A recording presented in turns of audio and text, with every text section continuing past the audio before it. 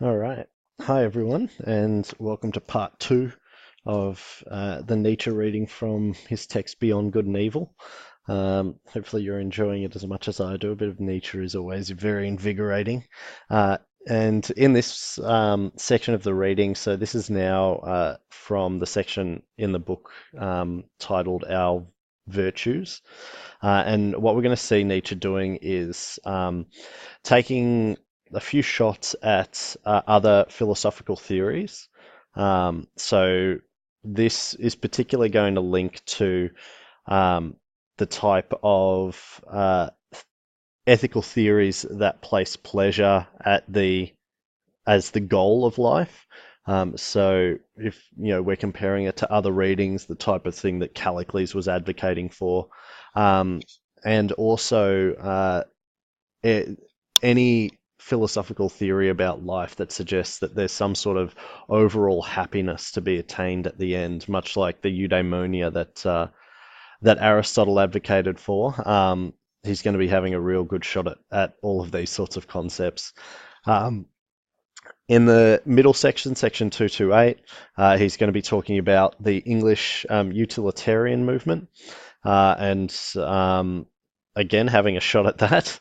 And then finally in 260, he's going to be talking about the two moralities that existed or exist in Europe, the master and the slave morality. Okay, so sections 225, 228, and 260. The reading will probably go on for a little while, so as with the previous one, stop and start wherever you want. And each section is its own little standalone reading anyway, really. So here we go. Pens and highlighters at the ready. So section 225 here, we see Nietzsche, as I said, having a real good go at philosophical theories that place any sort of idea of pleasure, including happiness or eudaimonia, the end point. Okay, so here we go. Whether it be hedonism or pessimism or utilitarianism or eudaimonism, all these modes of thought which assess the value of things according to pleasure and pain, that is to say, according to attendant and secondary phenomena, are foreground modes of thought and naivetes, which anyone conscious of creative powers and an artist's conscience will look down on with derision. So here Nietzsche's basically saying any philosophical theory that places some sort of idea of pleasure or happiness as its end goal is basically a stupid theory. And anyone, as he sort of says, anyone with the creative powers and an artist's conscience. So this is definitely, the people who stand out from the crowd, the people who aren't being confined by the popular morality. Okay, so, and looked down on with derision, though not without pity. Now, this is interesting because pity is something that pops up a little bit in Nietzsche's text, and we need to make sure that we understand it. There's two different types of pity, what we might call the noble pity, which he's about to discuss, and then also the slave's pity. So the key thing we need to understand is the slave's pity is always looking at people who are in suffering and feeling sorry for them. So looking at poor people and going, oh, those poor wretched souls, if only we could do something to help them, that sort of thing. The noble pity doesn't look down on people in suffering. The noble pity really looks down on the herd itself.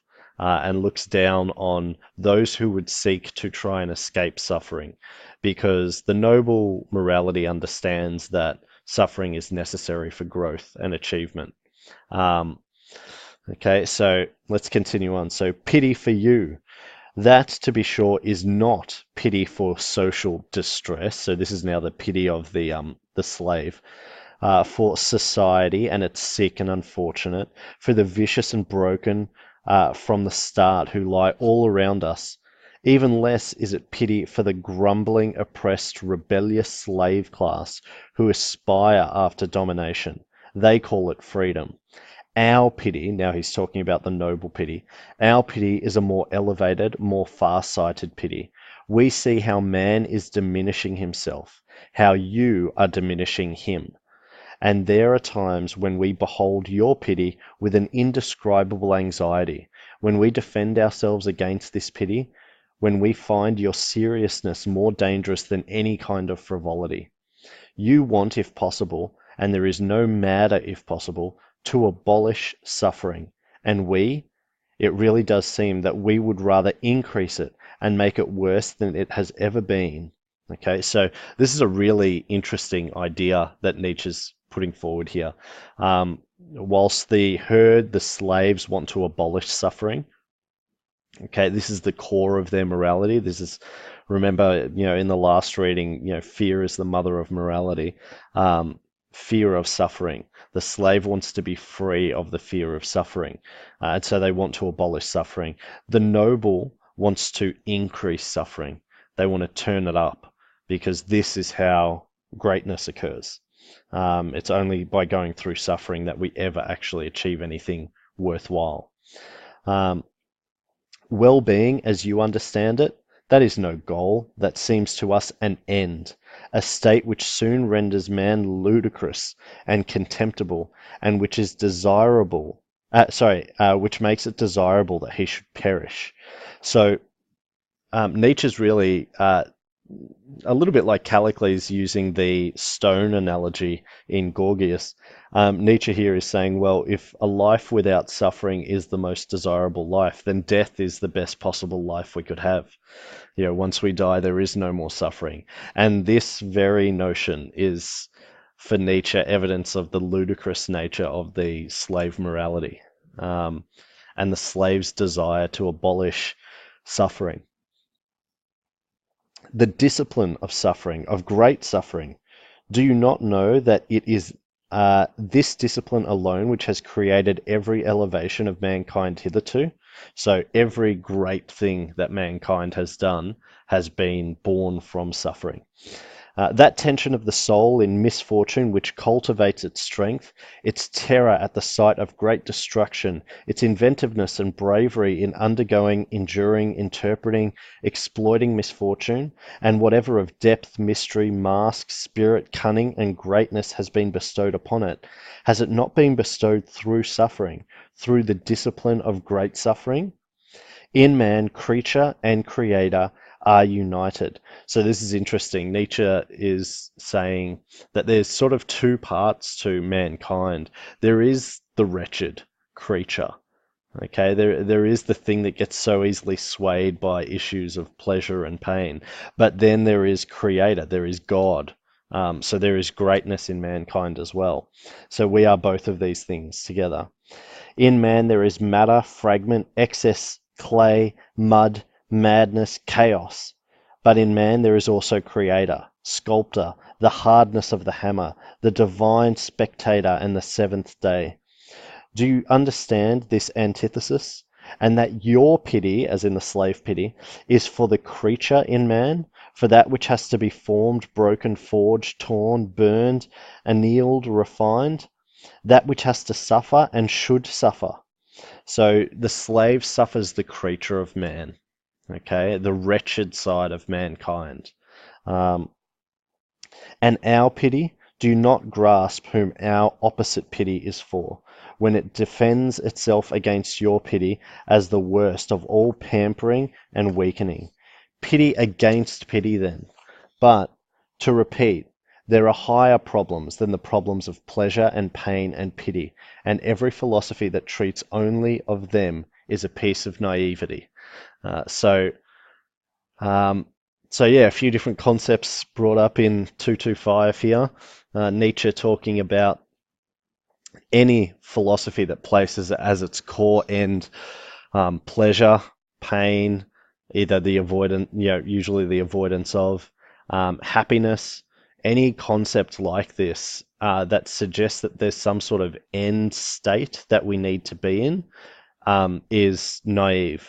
And what Nietzsche means by this is it's never going to happen. We'll never reach that end state.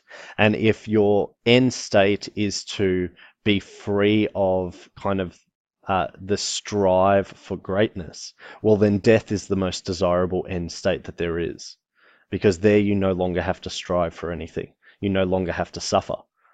Okay. And so this idea of pleasure being an appropriate end to the good life, Nietzsche finds almost disgusting.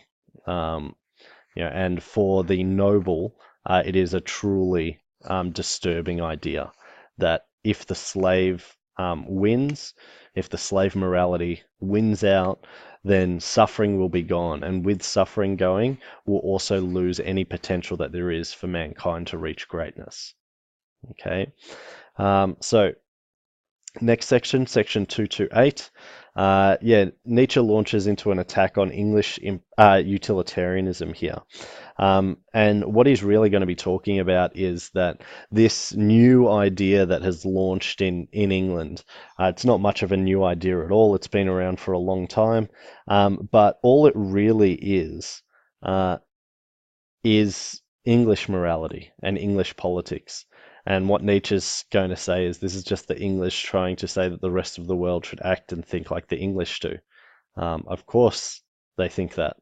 Okay, and like all moralities that aim at some sort of end, remember the basic tenet of utilitarianism is to, through our actions, promote as much pleasure as possible and reduce as much pain or suffering as possible. So if you think about the last reading, this idea that through our actions we should be reducing suffering, you can see why Nietzsche would have a real problem with this. Okay, so here we go, section 228. May I be forgiven the discovery that all moral philosophy hitherto has been boring and soporific, which means sleep-inducing, so boring that it puts you to sleep, and that virtue, so Aristotle here, has in my eyes been harmed by nothing more than it has been by this boringness of its advocates. To say which, however, I should not want to overlook their general utility, so the function of this boringness. It is important that as few people as possible should think about morality. Consequently, it is very important that morality should not one day become interesting. So this might sound a little bit weird, but what we're going to see Nietzsche sort of getting at is that the more we sit around and think about morality and the difference between right and wrong, the more muddied the water gets. Right is our will, and our will is quite instinctive. It is what we want to do at any given time. It is that which we desire. And so the more we sit around, the more we think, the more we talk about morality, the less we do. In other words, the less we embrace our will. So Nietzsche's actually saying it's really important that morality, at least the discussion of morality in philosophy, stays really boring, because then less people will want to do it. And in that way, hopefully some of the will within mankind will be able to survive. But do not worry, it is still now as it always has been. I see no one in Europe who has or propagates any idea that thinking about morality could be dangerous, insidious, seductive, that fatality could be involved. Consider, for example, the indefatigable, inevitable English utilitarians, and with what clumsy and worthy feet they stalk. Homeric metaphor says it more plainly, along in the footsteps of Bentham, as in Jeremy Bentham, just as he himself had walked in the footsteps of the worthy Helvetius. No, he was not a dangerous man, this Helvetius. See Senator Pococurante. My Latin is not great. As Galilei. Galliani called him. No new idea, no subtle expression or turn of an old idea, not even a real history of what has been thought before, an impossible literature altogether, unless one knows how to leaven it with a little malice. For into these moralists too, whom one has to read with mental reservation if one has to read them at all, there has crept an old English vice called cant, uh, which is moral tartuffery, this time concealed in the new form of scientificality. There are also signs of a secret struggle with pangs of conscience, from which a race of former Puritans will naturally suffer. So, when Nietzsche says a race of former Puritans will naturally suffer, so the Puritans, there's a bit of history involved here, and the Puritans were basically a group of highly religious people in Europe who felt that the morality of Europe was shifting, and that sin basically was taking over Europe. So the Puritans end up seeking refuge in other places, and they go to England, for example, or a lot of them. This is when the Pilgrims migrate to America, and so these Puritans, as Nietzsche points out, naturally suffer from a type of like moral struggle because they feel their morality is centered on thou shall not. Okay, so everything in their life is about not doing things. They shouldn't be the people that they are. Okay, they should feel guilt for what they do. Okay, so this is the Puritans idea. Um, so so yeah, that's what Nietzsche's talking about here. Is a moralist not the opposite of a Puritan? That is to say, as a thinker who regards morality as something questionable, as worthy of question marks, in short, as a problem? Is moralizing not immoral? So Nietzsche's saying here, a true moralist, someone who wants to think about morality, doesn't think about right and wrong. They think about whether right and wrong exist. Not what should be right or should be wrong, but actually whether these concepts exist at all. This is a true moralist. These Puritans are much more about trying to determine what is good and what is evil, which we'll come to in the next section. Okay. Ultimately, uh, they all want English morality to prevail, inasmuch as mankind, or the general utility, or the happiness of the greatest number, the utilitarian idea, the happiness of the greatest number. No, the happiness of England would be best served. They would like with all their might to prove to themselves that to strive after English happiness, I mean after comfort and fashion and the supreme goal, a seat in Parliament, is at the same time the true path of virtue. Indeed, that all virtue there has ever been on earth has consisted in just such a striving. So basically, what Nietzsche's talking about here is this push of English utilitarianism to um, instill this morality across the world is really just trying to instill the English perspective on good across the world. That's it. Um, it wants to set up the English standard as being the standard throughout the world.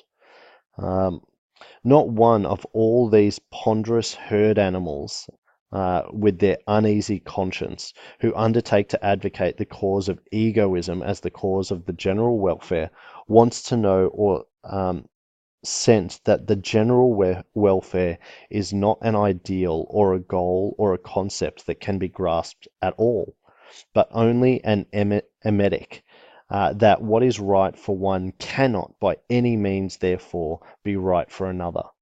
Okay, so what Nietzsche's saying is there's no such thing as this concept of promoting happiness for many and reducing suffering for many. This is an impossible task. Okay, and so this idea of trying to promote general well-being or general welfare is ludicrous in his eyes. Um, right for another, that the demand for one morality for all is detrimental to precisely the higher men. In short, that there exists an order of rank between man and man, consequently also between morality and morality. So in other words, we shouldn't be treating all moralities as equal. And in the next section, we're going to Nietzsche will sort of expand on this idea when he talks about the master morality, which we might say is the one that he promotes, and the slave morality. We shouldn't see the slave morality as equally valid to the master. It is inferior to the master morality. Okay. They are a modest and thoroughly mediocre species of man, these English utilitarians, and as aforesaid, in so far as they are boring, one cannot think sufficiently highly of their utility. One ought even to encourage them, which is in part the objective of the following rhymes. Hail, continual plodders, hail, lengthen out the tedious tale. Pendant still in head and knee, dull of humour, not a trace. Permanently commonplace, sans genie et sans esprit. So Nietzsche here, including a little bit of poetry at the end there. But essentially what Nietzsche's saying is, as terrible as these English utilitarians are, the one thing that they're doing right is being really boring, because through their boredom, they're turning people away from their cause. But their cause is to actually dominate the world with their uniquely English view of morality. Okay. So hopefully that section made sense. In typical Nietzsche style, there's sentences that go on for like 10 lines, so hopefully you were able to follow along. But essentially what Nietzsche's worried about is if this England utilitarianism ever actually caught off, if we actually bought into this idea that we can promote welfare for everyone, as if everyone was the same and everyone was pleased by the same things or pained by the same things, what we'd end up with is the mediocrity of mankind. We would have to give up our uniqueness and become bland and the same in order for all of us to be able to promote happiness or reduce suffering. And in this way, we'd lose what it is to be human, to be an individual. Okay. So next section is section 260. I've actually split the next slides up over two parts. So Nietzsche's going to talk about the master morality and then the slave morality. So he'll start with the master. So pens out and at the ready. So section 260. In a tour of the many finer and coarser moralities which have ruled or still rule on earth, I found certain traits regularly reoccurring together and bound up with one another, until at length two basic types were revealed and a basic distinction emerged. There is master morality and slave morality. So these are the two types of morality that Nietzsche has observed throughout the history of mankind. I add at once that in all higher and mixed cultures, attempts at mediation between the two are apparent, and more frequently confusion and mutual misunderstanding between them. Indeed, sometimes their harsh juxtaposition, even within the same man, within one soul. So basically Nietzsche's adding here that whenever we try and bridge the gap between these two moralities, we just get further confusion. And when this happens within one person, it sort of almost tears the person apart. So when it occurs within one man or one soul, this is where the person's being pulled in two opposite directions. So the moral value distinctions have arisen either among a ruling order which was pleasurably conscious of its distinction from the ruled, or among the ruled, the slaves and dependents of every degree. So here Nietzsche's talking about the two sources of morality. So the ruling class, who were aware that they were the ruling class and that they were superior by their own, designation over the ruled. Okay.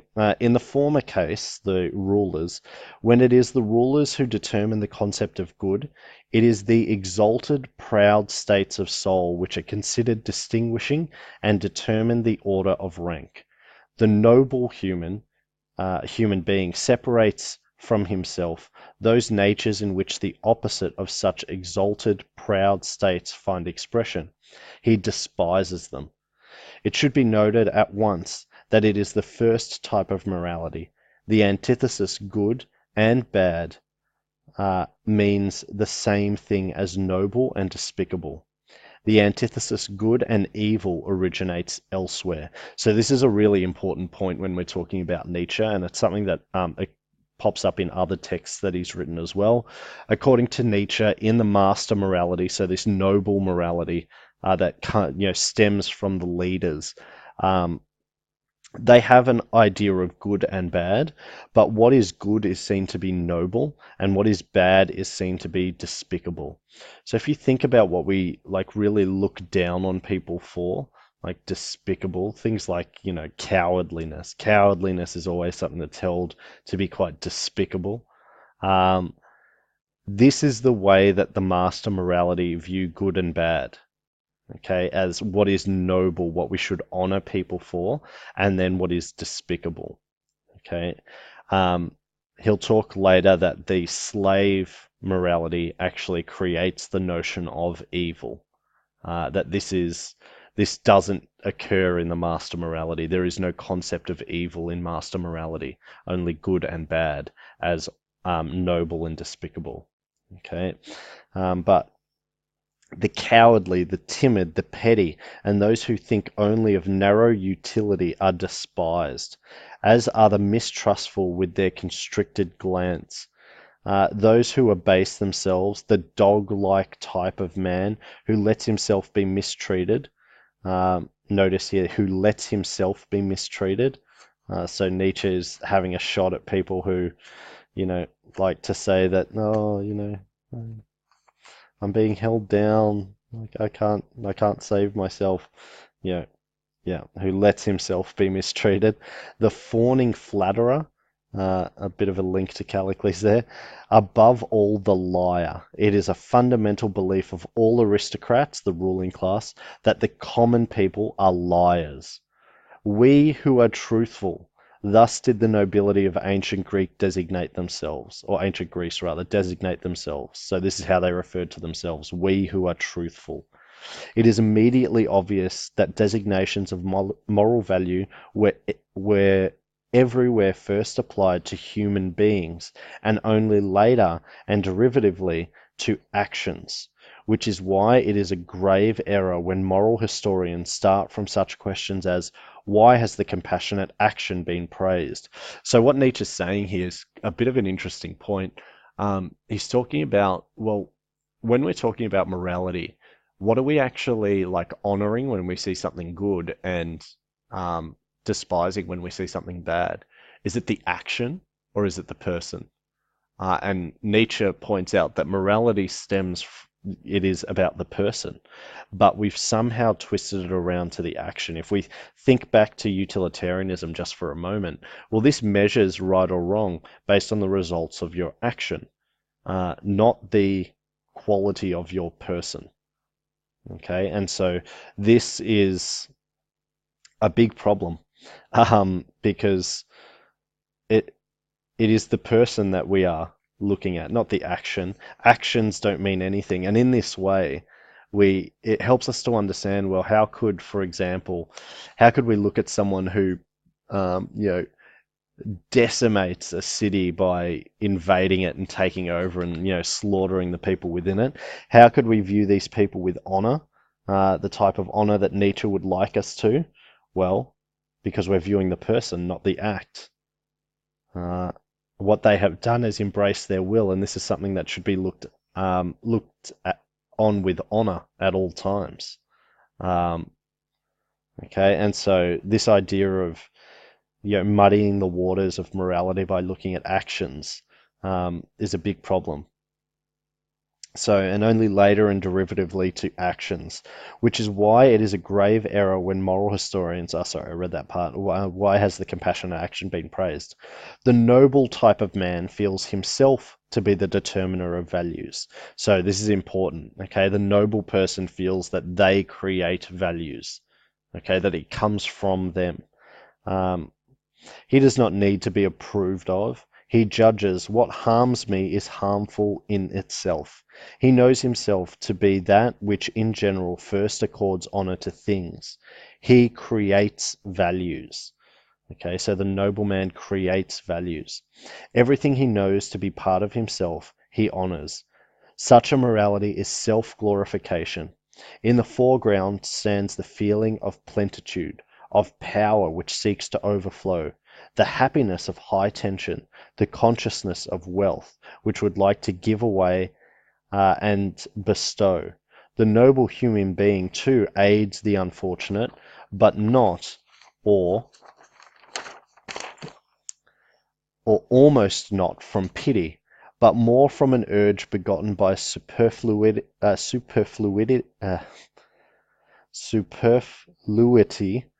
got there, of power. So this is interesting because yeah, a lot of people think that Nietzsche's advocating sort of, this sort of death and destruction view of mankind, and maybe he is, but here Nietzsche's saying there's nothing to say that you can't help people. Just don't help them because you feel sorry for them. When you help someone, it should be in the way that, imagine having so much money that you just walk around and just like throw bundles of cash at people. It's that kind of idea. You've got so much power. You've got superfluous power. So you've got more power than you could possibly use. So yeah, take some. I don't care. Whatever. Like, I don't pity you. If you don't want it, don't take it. I don't care.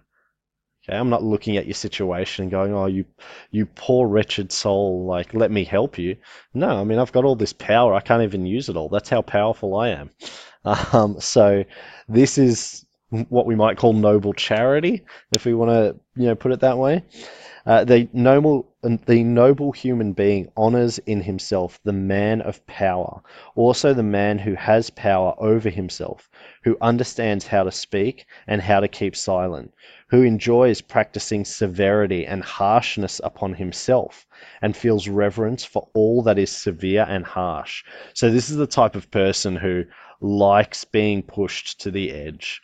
Okay, this is the type of person who works out to exhaustion every time and relishes that feeling of, throwing up at the end and going, yeah, that was terrible. I really pushed it.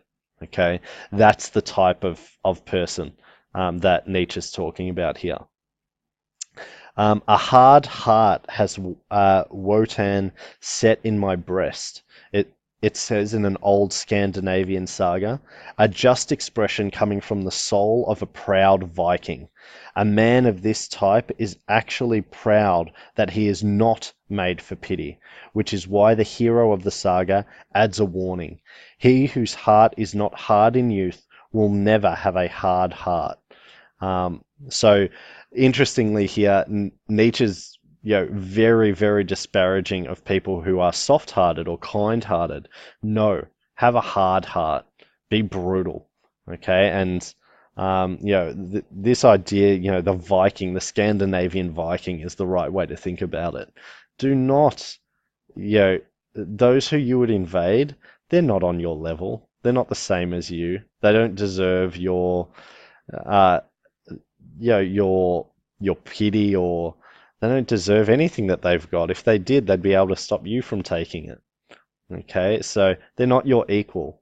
They do not warrant your consideration, as it says on the slide there. Brave and noble men who think that are at the farthest remove from the morality which sees the mark of the moral precisely in pity or in acting for others or in disinterestment, disinterestment, the French version of that at least, belief in oneself, pride in oneself, a fundamentally fundamental hostility and irony for selfishness belong just as definitely to noble morality as does a mild contempt for and caution against sympathy and the warm-hearted. So, keep the Viking in mind while you're reading this. It's, Nietzsche did reference them for a reason. The Vikings had no room for sympathy or being warm-hearted. They had, they treated the people that they invaded with a type of disinterest. They weren't there for the people. At most, they might take some slaves, but that's it. They were there for what they could steal and what they could hoard. Okay, and so this is this is the will that we're seeing. And yeah, it's violent and at times it seems harsh, but you know, remember, suffering is to be embraced. This is what will bring about change in you. Suffering. This is what will bring about greatness. It is the slave that seeks the life without suffering. And if this is truly the life you want to lead, then death is the best possible life you could have. But for the Viking, you know, be ruthless, be hard-hearted. Do not pity other people, particularly those that you would conquer, because they don't deserve your pity. Okay? Um, it is the powerful who understand how to honor. That is their art, their realm of invention. Deep reverence for age and the traditional. All law rests on this twofold reverence. Belief in and prejudice in favor of ancestors and against descendants is typical of the morality of the powerful. And when conversely men of modern ideas believe almost instinctively in progress and the future, and show an increasing lack of respect for age, this reveals clearly enough the ignoble origin of these ideas. So it's interesting here, like this master morality more commonly looks back on people with honor. Okay, it doesn't necessarily bestow honor on the next generation, it bestows honor on the previous generation. Okay, those who fought and suffered, those who dared to greatness. Um, okay, those are the people who get honored by this master morality, not the future generation, not for what they could become. Okay, what you could become is nothing. It's what you do that is important. Um, Okay, and so now Nietzsche's beginning here to shift to the slave morality. So he'll talk about the master morality or the noble morality a little bit more, but I'll switch over to the last slide here. So the slave morality is what he's going to be talking about a little bit now. A morality of the rulers is, however, most alien and painful to contemporary taste in the severity of its principle that one has duties only towards one's equals, that towards beings of a lower rank, towards everything alien, one may act as one wishes, or as the heart dictates, and in any case beyond good and evil. It is here that pity and the like can have a place. So, um, talking about the noble or the master, they do not have to treat the slave with the same, uh, care that they would treat a fellow nobleman, um, because the slave is not like them. Um, does the lion treat the gazelle, with care? No. Okay, it rips its throat out, and it is right in doing so. Uh, so this is the view that Nietzsche holds. The capacity for and the duty of protracted gratitude and protracted revenge, both only among one's equals, subtly is requital, a refined conception of friendship, a certain need to have enemies, a conduit system, as it were, for the emotions of envy, quarrelsomeness, arrogance, fundamentally so as to be able to be a good friend. So this is interesting because all of those things we would normally see as bad, okay, envy, quarrelsomeness, arrogance, but Nietzsche's actually saying no. The master cultivates these things, and this is the purpose of enemies. This is why it's important for us to have enemies, those that we are against, because it gives these emotions that we have, envy and quarrelsomeness and arrogance, it gives them a conduit or a path to follow. It gives them something to focus on. All these types, all these are typical marks of noble morality, which, as previously indicated, is not the morality of modern ideas, and is therefore hard to enter into today. Also hard to unearth and uncover. It is otherwise with the second type of morality, slave morality. Suppose the abused, oppressed, suffering, unfree, those uncertain of themselves, and weary should moralize. What would their moral evaluations have in common? Probably a pessimistic mistrust of the entire situation of man will find expression, perhaps a condemnation of man together with his situation. So this is a very a bit of a go at particularly the Christian religion. Perhaps a condemnation of man. Man is condemned in Christianity. We are sinners from birth, um, together with his situation. And so now we live in this wretched state, and we beg forgiveness for our sins, the original sin. The slave is suspicious of the virtues of the powerful. He is skeptical and mistrustful, keenly mistrustful of everything good that is honored among them. He would like to convince himself that happiness itself is not genuine amongst them. So the slave looks at the happiness of the masters or the noble, and he refuses to believe that this is true happiness. Okay, he reserves true happiness for himself. Um, the slave morality creates this, poisoned version of what happiness actually is, because it has to present the opposite of what the master happiness is. Okay. On the other hand, those qualities which serve to make easier the existence of the suffering will be brought into prominence and flooded with light.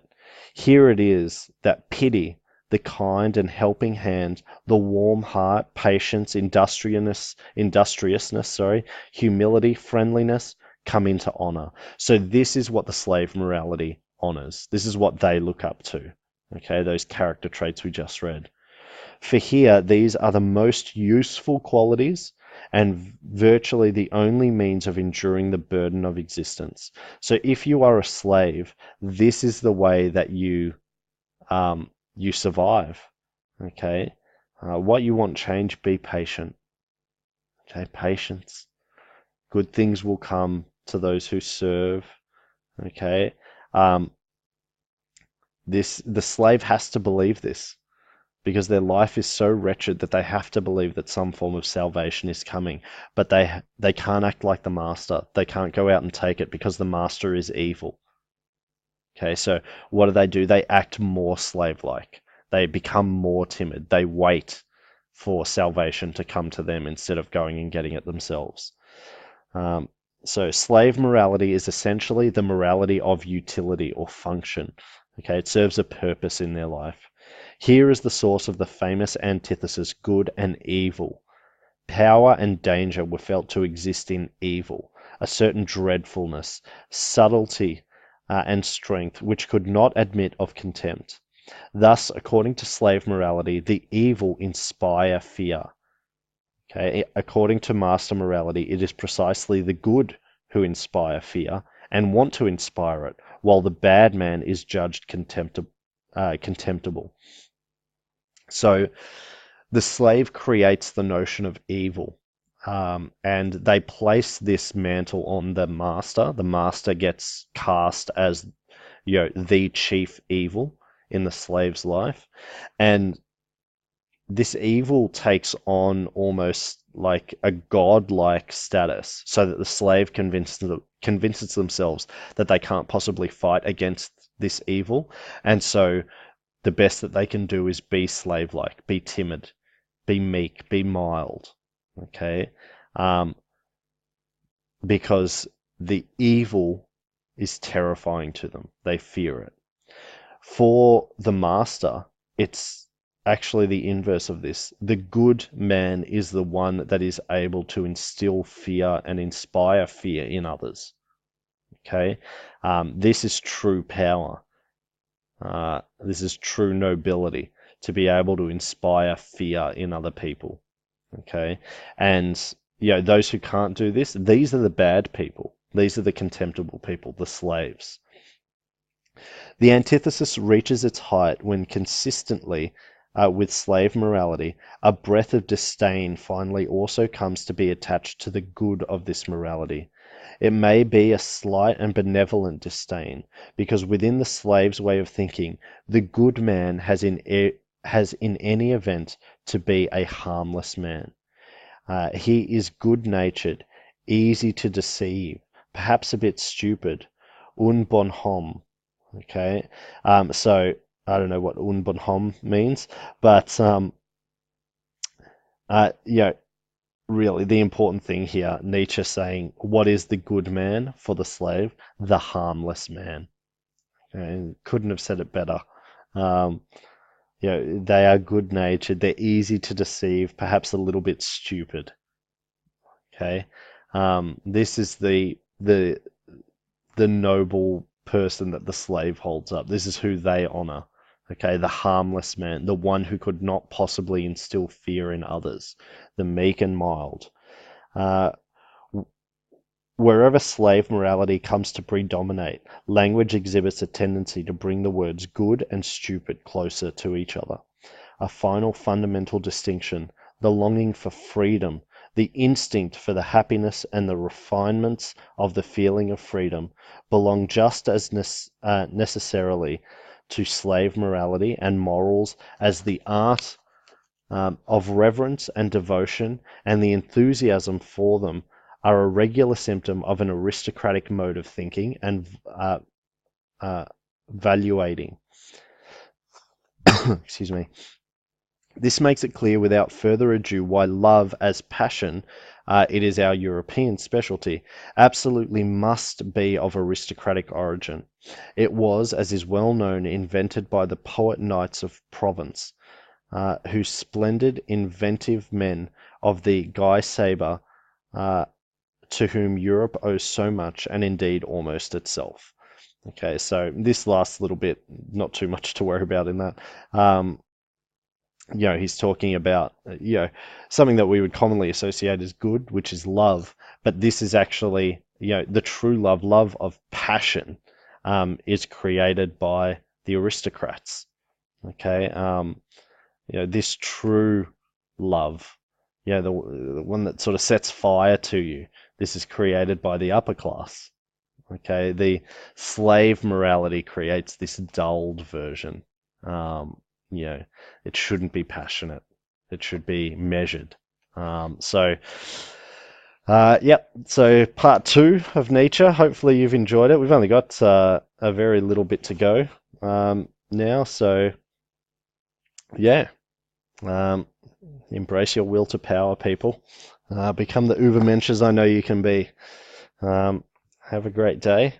Like and subscribe as always, and I hope you've enjoyed this segment of The Handy Philosopher. Bye.